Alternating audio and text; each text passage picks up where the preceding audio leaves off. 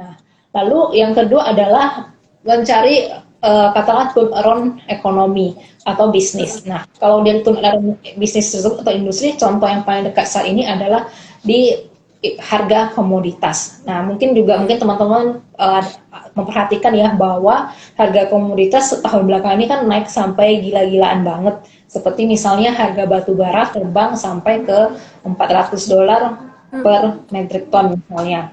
Nah, turnover stok tersebut bisa memanfaatkan seperti misalnya super cycle commodity. Nah, biasa seperti itu adalah tips-tips untuk mencari saham multi-bagger. Oke, boleh. Jadi bisa saya persingkat nih teman-teman. Kalau misalkan teman-teman pengen cari saham-saham multi-bagger, ketahui dulu PBV-nya. Nah, kalian bisa cek PBV-nya, kalian bisa cek PIR-nya, kalian juga bisa cek net current asset value ya Kak ya. Net current asset value. Nah, kalian juga bisa melihat dari turnaround stock.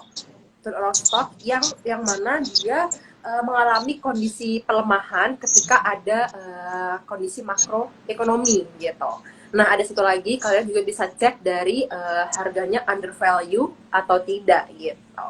Nah, teman-teman semuanya, untuk yang misalkan sudah hot saham-saham di sektor komoditas, berarti ini saatnya buat kalian tetap mencermati kembali ya Kak ya.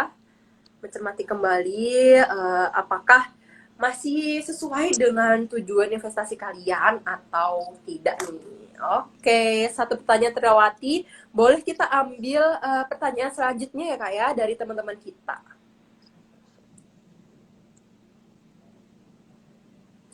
Oke. Oke. Kak Helen, ada pertanyaan dari Ibnu Muhaf. Kalau tadi nih kita sudah sangat sering membahas terkait dengan saham-saham yang memiliki harga under value. Nah, Kak Ibnu ini menanyakan terkait apakah saham over value, yang mana kebalikannya dari under value, memiliki potensi untuk multi bagger, dan apakah semua sektor berpotensi untuk menjadi multi bagger? Silahkan Kak Helen. Oke, nah sebenarnya untuk saham yang menjadi multi bagger ini sebenarnya saham yang kalau misalnya kita menggunakan metode value investing dan juga yang biasa banyak digunakan katakanlah oleh investor-investor seperti misalnya Warren Buffett maupun dari luar maupun investor-investor saham yang ada di Indonesia, ya tentu saham-saham under value tersebut masih lebih memiliki potensi untuk multi bagger. Dan mengenai apakah semua sektor berpotensi untuk menjadi multi bagger, ya sebenarnya semua sektor pasti memiliki potensi untuk menjadi multi bagger. Tapi untuk menjadi perusahaan katakanlah saham dalam sektor yang untuk jadi multi bagger tersebut, tentu pasti ada pemicunya. Nah, pemicu Betul. ini yang harus kita cari.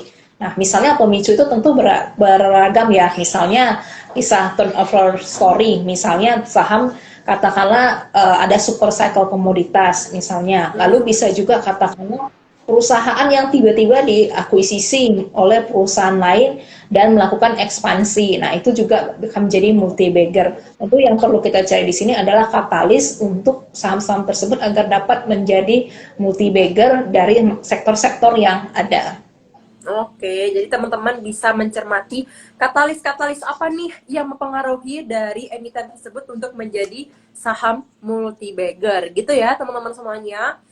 Oke, kita lanjutin dulu pertanyaan ulasan kita terkait saham multi bagger nih Kak. Nah, tadi di awal kita sempat menyebutkan bahwa saham multi bagger bisa digunakan, bisa dijadikan untuk investasi. Nah, gimana sih Kak untuk strategi investasi jangka panjang menggunakan saham-saham multi bagger? Apa aja sih yang perlu teman-teman ketahui supaya makin yakin untuk berinvestasi misalkan 3 sampai 10 tahun mendatang dengan saham-saham multi bagger? Silakan Kak Helen.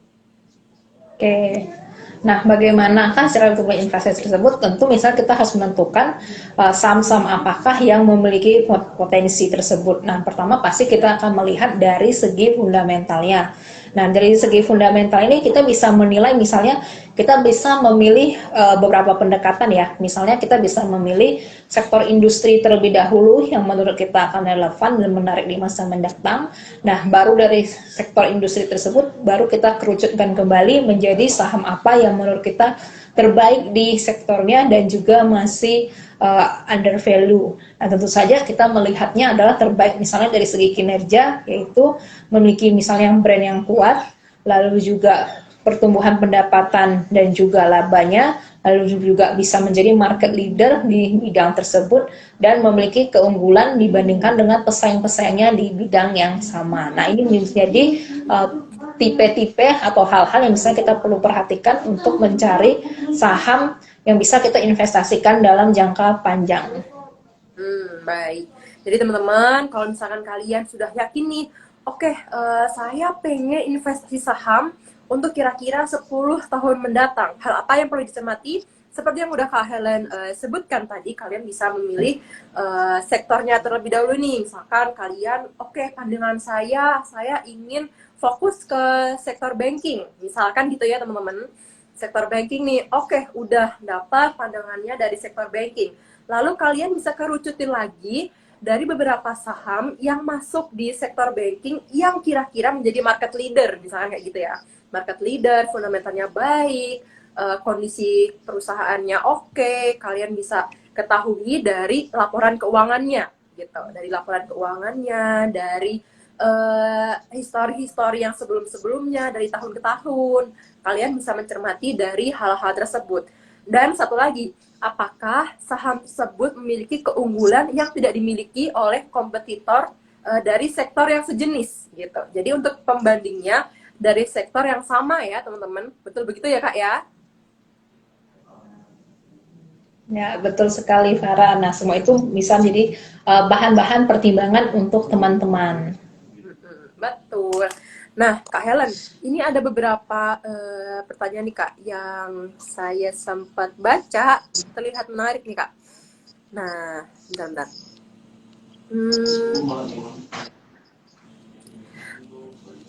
Oke, boleh Kak kita bahas sedikit ya dari teman-teman ini Kak, karena saya sempat melihat nih ada pertanyaan bagus. Nah, nih Kak, boleh kita bongkar ya Kak ya pertanyaan dari investor garasi. Wah, namanya bagus banget. Apa benar saham yang multi bagger itu sudah under value? Biasanya saham-saham yang sedang dilupakan market. Tanda kutip dilupakan kali ya Kak ya. Silahkan Kak Helen untuk dibongkar rahasia dari saham multi bagger ini. Oke. Nah, memang ada kecenderungan bahwa sebenarnya saham yang memiliki potensi untuk multi bagger itu memang saham yang katakanlah sebenarnya bisa dikatakan sedang dikatakan dilupakan oleh market dalam tanda kutip, karena mungkin pada saat itu market masih menganggap hal tersebut wah katakanlah belum menarik. Seperti misalnya kalau kita melihat beberapa tahun lalu bisa dikatakan saham-saham komoditas itu kan masih belum dilirik misalnya karena ya katakanlah harga komoditasnya yang tetap biasa-biasa aja sebelum akhirnya kita masuk ke super cycle commodity.